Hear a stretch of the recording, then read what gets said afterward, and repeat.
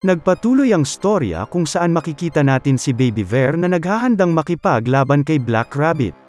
Nag-angas si Black Rabbit at magsisimula na sumugod, habang si Ver naman ay biglang umabante ng nakatawa ng parang tanga lang. Tumalon si Black Rabbit upang maiwasan ang pagsugod ng Baby Oso, at nag-combo attack pa ito at pinatamaan ang likuran niya. Subalit hindi naman naramdaman yun ni Ver kaya dadakmain niya na dapat ang pagmumukha ni Black Rabbit, pero yun pala ay niyakap niya lang ito at malambing na din nilaan. Nagkukulitan lang pala yung dalawa at pinapanood sila ni Tommy. Napatanong din siya sa sarili niya, nagte-training ba yung mga baliw na yun, or nagkukulitan lang? Bigla naman dumating si Chubby Boy Rabbit na tila ba nigalalako ng paninda na binatog or selekta. Ito pala ay ang special tomato drink na nakalagay sa carrot cups. Nagpasalamat si Tommy dahil sakto daw ang dating niya at nauuhaw na siya. Habang umiinom ay napansin ni Tommy na may mga naglalabasa na honeybee mula sa cave. Sinabi ni Tommy na mukhang magsisimula na daw upang magpatrol ang mga bees. Nagulat naman siya noong lumabas din mula sa cave si Bibi, at ito ay may daladalang package galing sa Shopee. Salamat Shopee! Ay joke lang. Napatanong si Tommy, "Ha? Bibi, bakit ka lumabas ng cave? Akala ko nanganganaka ka pa." Lumapit si Bibi sa kanya at binigay ang package, na sobrang ipinagtaka naman ni Tommy. Napatigil siya sandali at napatitig lang sa binigay ng Queen Bee. Matapos ng ilang sandali ay lumipad na ito paalis at bumalik na sa cave. Sinabi ni Tommy habang binubuksan ang package, "Ano kaya itong binigay niya sakin bago siya umalis? Wala naman akong in-order." Pagkabukas ni Tommy ay malalaman natin na ito pala ay ang kako ng Queen Bee. Magmamula daw dito ang isang potion bee caterpillar. At 10 days matapos nitong ma-hatch ay maghahanap ito ng kanyang unang target upang maging owner. Napaisip si Tommy sa kanyang nabasa na Cocoon of the Poison Bee Queen. Na-realize niya na dahil nga hindi pa naman ganoon katagal noong naging queen si Bibi, kaya ang kapangyarihan at puwersa ng kanyang beehive ay hindi pa ganoon kalakas. Kaya naman ang pagkakaroon ng bagong queen bee sa isang beehive na hindi pa ready na mahati, ay magsasanhi ng pagbuklod at lalong paghina ng kasalukuyang maliit na puwersa. Inisip ni Tommy na kaya siguro binigay sa kanya ni Bibi ang cocoon, ay dahil kahit makakasira yun sa kanilang community, isa pa din itong precious na anak para sa kanya. Tila ba na-excite naman si Tommy doon at napasabi ng Miss One, "Kailangan pang mag-work hard, upang lumaki ka bilang isang wonderful na queen bee. Chill ka lang dyan, ako ang bahala sa'yo. Aabangan ko ang time na magkita tayo. Punta naman tayo kay Mooning at makikita natin siyang masayang naglalakad at kumakanta-kanta pa at natatawa ng parabang tanga." Sa totoo lang, hindi ako adik. Sinabi niyang, "Malapit-lapit na ako sa cave, meow meow meow." Ha ha ha ha. Luluhod sa harap ko si Tommy at ako naman ang magpapakasaya bilang ang bagong chairman at CEO. Meow.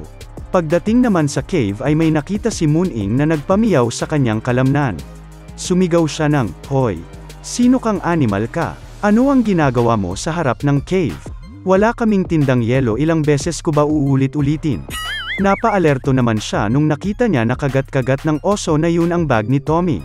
Nagmiyaw siya ng malakas at sinabing, "Hindi ba't bag yan ni Tommy? Bakit yan nasa iyo? Bakit yan nandito sa labas ng cave? Bakit ang dami kong mga tanong?" Meow. "No way. Huwag mo sabihin saking pinatay mo si Tommy? Ay potek kang lintik ka kang Bear Brand ka. Bakit kahit kailan ay hindi nagkakamali yung mga iniisip ko, meow?" Kaya naman pala meron akong masamang pakiramdam mula pa noong bumaba ako sa 38th floor. Kulang na lang may mabasag na picture frame. Naramdaman ko na kailangan kong makabalik ng mabilis as soon as possible, meow. Pero hayop ka naman talaga, hindi ko pa nga nagagamit yung natitirang oras ko bilang sales cat, Mooning. Tapos pinatay mo agad, wala nang magkakandong sa akin, meow. Patay ka sakin ngayon, ito na ang ganti ng api. Hindi naman malaman ng Baby Oso kung bakit may pus ang kalye na nagsisiga-sigaw doon. Bigla namang umakyat si Tommy sa labas ng cave gamit ang elevator at sinabing, "Hoy Mooning, nandyan ka na pala." Kaya naman na-stun siya sa ere ng 3 seconds.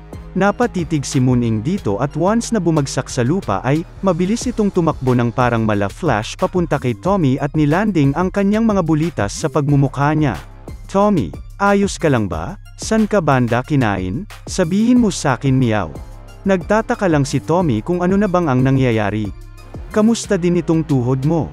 May arthritis ka ba? Paano ka nakakalabas ng cave? Meow. Hoy hoy hoy. Malalaglag ako dyan sa pinaggagawa mo eh. Tumigil ka na. Tignan mo ang mga mata ko, Tommy. Okay ka lang ba, Meow? Sino yung Crimson Bear brand na yun? May namamagitan ba sa inyong dalawa? Ano ka, bakla? Matapos ang ilang sandali ay medyo kumalma na din ang high blood na Moon-ing.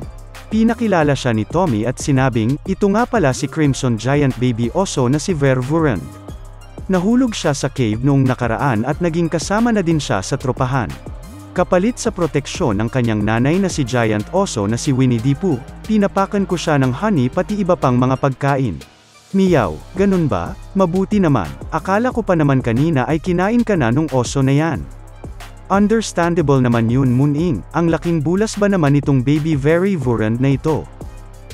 Pero nakakalito din naman na tawag-tawagin ko siya lagi ng Vervurant tapos bear din siya.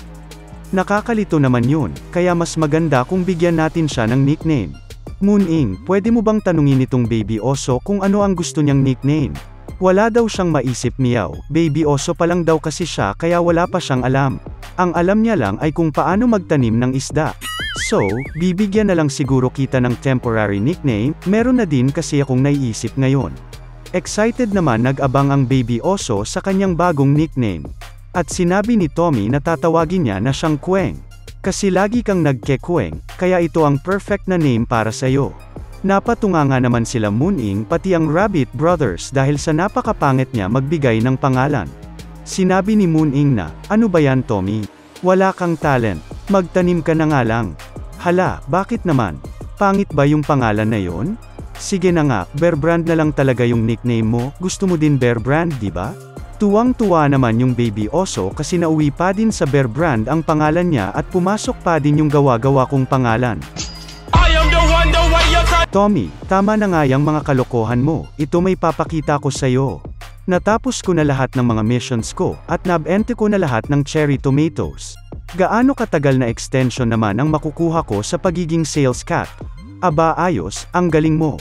Pag isasama natin ang natitirang oras mo plus yung ngayon, ay meron ka ng 38 hours bilang sales cat.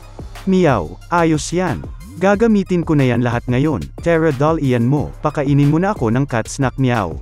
Ito na ang train sales cat, Moon-ing, papasok na sa loob ng kuweba, say ah. Meow meow meow, ipasok mo na yung tren na yan sa ngala-ngala ko, Tommy.